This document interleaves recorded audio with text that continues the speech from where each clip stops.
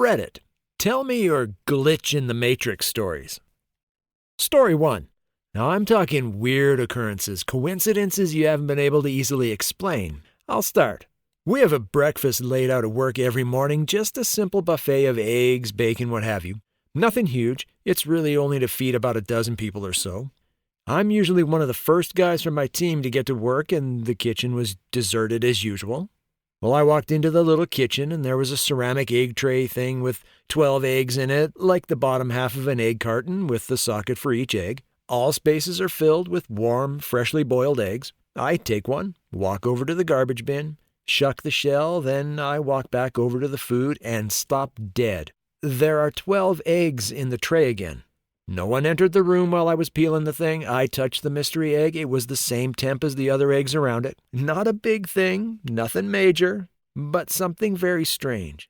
Given one does not get presented with strange eggs from a parallel universe every day, I peeled and ate that one too. Story 2. This'll probably get buried. When I was around 20, a few years ago, I kept having dreams about a woman with long black hair named Aurora. They were different dreams, but for some reason, her distinct face and name always ended up in them. It got to the point where I would wake up frustrated and confused, trying to Google her name or find out how I was connected to her. After a few months, she stopped showing up and I dismissed it, thinking my brain was just being a scumbag. Well, fast forward a few years later, Halloween 2009, I'm in the car with a friend stopped at a gas station. I'm about to pull out and merge onto the highway when I get a phone call from a random number. So I stopped the car, but no one answered. There was a person behind me who grew impatient, honked at me, and then swerved in front of me instead of waiting for 2 seconds for me to move. The second they get on the highway, some silver Civic loses control of their wheel and crashes into the car that swerved in front of me. I called the cops and waited at the gas station for them to come. Turns out, the drivers of both cars died. It 100% would have been me if I hadn't gotten that phone call. Well, I called it back a few hours later out of gratitude and curiosity. It rang 3 times and went to voicemail. Hi, you've reached Aurora. Please leave your name and number. Never had goosebumps like that in my life. Called it again the next day because I was that confused about the whole situation. Well, some woman answers and we get to talking. I tell her my entire story, including the dreams I had. She tells me she doesn't know how I got her number and that she never called me as far as she remembers. Weird. Asked her if she had a Facebook to confirm if she is in fact the woman in my dreams. Check her Facebook. Holy fuck, it's her. If that's not a glitch in the matrix, then I am batshit crazy. Story 3. I've related this story before, but here goes. The parallel universe answering machine. This happened about 15 years ago. I called my friend up and he wasn't home, so I left a message on his answering machine. I said, "Hey, it's me. Kill all extremists. Sorry I missed you. Call you later. Bye." And then I hung up and left the house. I made no other calls. Later that day, he called back and says, "Wow, that was quite a message you left. Who's that girl you're talking to?" I was like, "What are you talking about? I wasn't talking to any girl." Well, as it turns out, the message didn't end after I said bye. Well, I had to go over to his house and listen to this message a few times. After my initial message that I did leave, as quoted above, there was a slight pause and it continues for another 30-40 seconds or so with me talking to some girl. It was my voice, but a conversation I never had with a girl whose voice I didn't recognize. You could compare it to the message I know I did leave, and the two voices are indistinguishable. Not just the voice, but, talking mannerisms. It was my voice. Also, references to my occupation and activities were the same. Basically, in this conversation, I was talking to this girl about going skiing, but I had to go down to my shop and work on a car first, which was totally correlated to me. Then the message just stopped. It was recorded on one of those digital answering machines that recorded the message to a chip, so there was no tape I could have taken and had analyzed, unfortunately. Also, neither I nor my friend had party lines, so that's not an explanation. It was very freaky. I can't explain it. Story 4. Driving home on a storm day, I see a side road up to the local golf course that is blocked off by flashing barricades. I also spy a Mercedes parked past the barricades with its hazards on. I stop and walk up to the car to see if they need help. I'm an EMT. I shine my light in the back seat to see a man slumped over, apparently asleep. Well, thinking I've got a few drunks, I move up to the driver window and rap on the glass and shine my light in. The driver is sitting bolt upright, unmoving, staring straight ahead.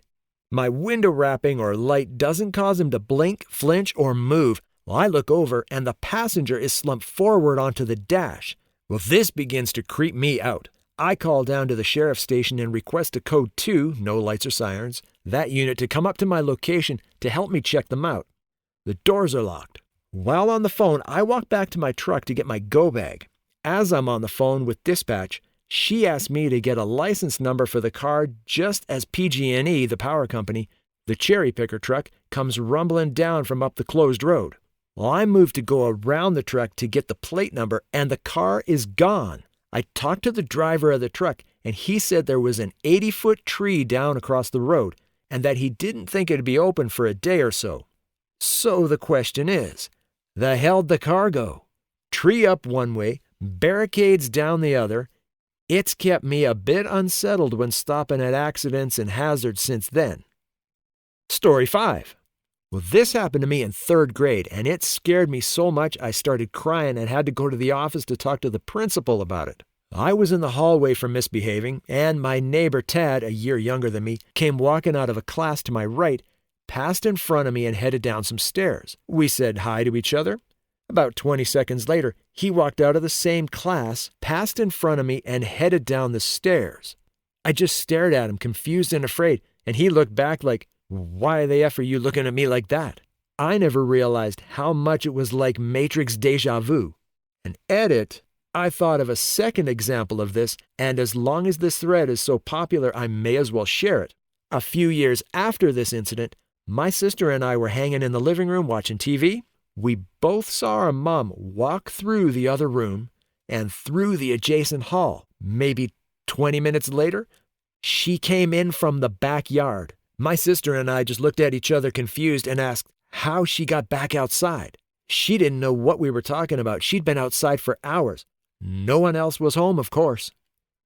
Story 6. At 12 years of age, my mom let me stay in the truck as she went grocery shopping. As I wait, I see an old guy walking toward the truck with an indescribable look at me as if I know too much. He stops 5 feet from the truck, looks at me for a couple of seconds, and heads back in the exact way he came. It was rather traumatic for some reason and very confusing at that age. 5-6 years later, my dad was showing me home videos of us at Yellowstone. At Old Faithful, I noticed the same guy, same look, same clothes, peering at us on camera and at me through the TV. Well, I'm freaked out just telling this. Edit, I didn't expect this story to be such a hit. A few more details. The Yellowstone video was from when I was very young. I'm thinking 1 or 2 years of age.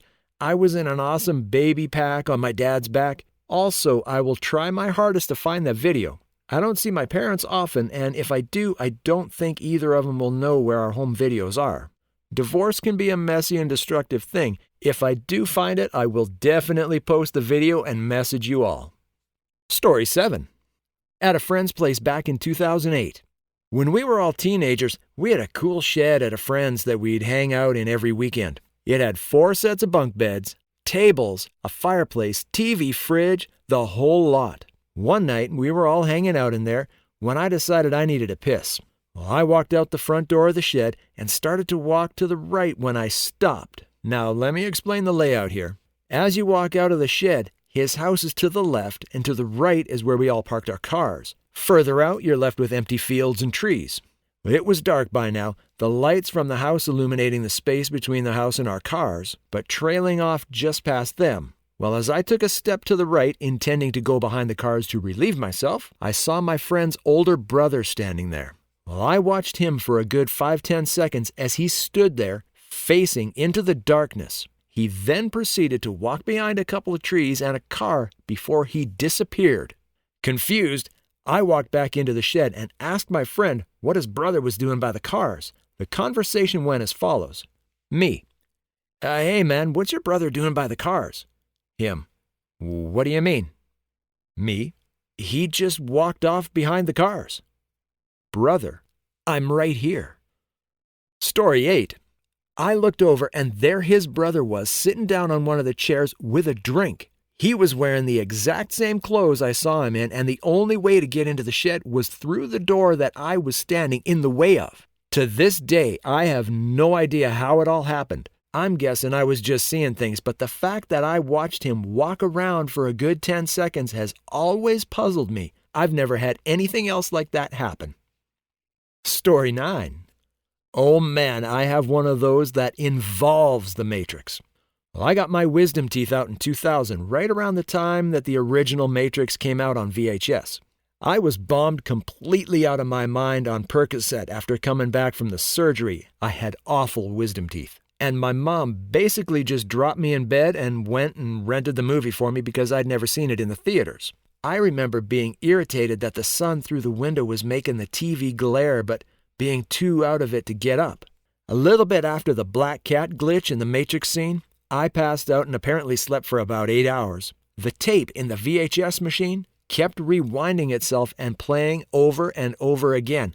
I woke up and the movie was at roughly the same spot as when I passed out, but it was completely dark outside. 0 time lapse for me. Completely lost my mind. I started freaking out and screaming because I thought I'd discovered the secret and somebody turned off the sun. I remember crying and trying to explain to my panicked family, who have never let me live it down.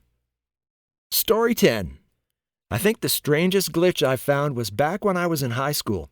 I was talking to a friend on the phone describing a dream I had about an ice skating rink, and then he starts to describe the rest of the dream to me from the opposite point of view. It was a while ago, so I don't remember everything, but we both described the scenery, what the people were doing, etc. It freaked me out when it happened. Story 11. One time I spilled a bowl of SpaghettiOs, and as I was cleaning them, I noticed that one was on the ceiling, 9 feet up. I didn't even drop the bowl. I just tipped it over onto the counter by mistake, but sure enough, a single O was right there stuck to the ceiling. Story 12. My dad had this little toy monkey that he used to call his favorite child and tease me and my siblings with it. Not in a bad way, but it was really frustrating to us and we spent hours trying to steal it from him. Well, anyways, one day we finally got it and threw it in the garbage after drawing on it and mangling it for a bit. Well, my dad laughed and searched for a bit, but basically figured we had thrown it out and gave up after a week or so. Story 13. Anyways, a few years later when I was about 17, I'm walking down the street in Toronto. I don't live in TO, was just visiting friends, and see this little orange object on the side of the road. When I walk over to it, I pick it up and see it was the exact same fucking monkey. It even had the black Sharpie lines on it from when we drew all over it. I honestly cannot even come up with the chances of that happening, especially considering our garbage is sent to a local dump and is nowhere near Toronto. Story 14. I had a friend in high school, let's call him Bob. Bob was a very nice fellow, and while we weren't that close, we had similar tastes in music and we'd share CDs. This is in the late 80s, way before file sharing. Anyway, we eventually graduated and I moved several hundred miles away to college and we lost touch. When I left for college, I had one of Bob's CDs still in my possession, Beat by King Crimson. Fast forward 10 years, I'd graduated college and was knee-deep in my career and finally saved up enough money and bought my first house. In the new house, while unpacking, I see the CD in a box. Hadn't noticed it in many years and thought, gee, I really should track down Bob and return this. Well, right then, the doorbell rings. It's Bob. And he says, hey, you wouldn't happen to still have my King Crimson CD, would you? Well, I look down. I'm holding it in my hand. I hand it to him and his mouth drops open. Mine probably already is. We exchange pleasantries. I probably asked him how he found me, but I no longer remember. He eventually takes off, and I haven't seen Bob since. Story 15. I'm late to the party, but this has freaked me out forever. I was a satellite installer, and I was driving between 2 small towns in North Carolina, Statesville and Taylorsville. It's about a 20-minute drive of perfectly straight 2-lane road with pretty much nothing but trees on either side. It's the middle of the day and I'm driving along listening to Howard Stern on Sirius when all of a sudden I go from wide awake to falling asleep, meaning 1 second I'm normal and a second later my head is drooping down and my eyes are closing, and what snaps me out of it is my car bounces like I just hit a speed bump. But I'm still in the middle of the road. Howard Stern is still in the same sentence, but my GPS signal says it's lost. And then I hear recalculating, and when it comes back, I realize I'm about 12 miles further down the road than I was, and I'd missed my turn by 5 miles. My immediate thought, even though I consider myself a level-headed atheist, was that I fell asleep, hit a tree, and died, and was now in some weird afterlife. It was such a strong feeling that I drove to the nearest gas station, got out, headed inside with sweaty palms, feeling that the cashier inside was not going to be able to see me. To my relief, she did, and I bought a Red Bull.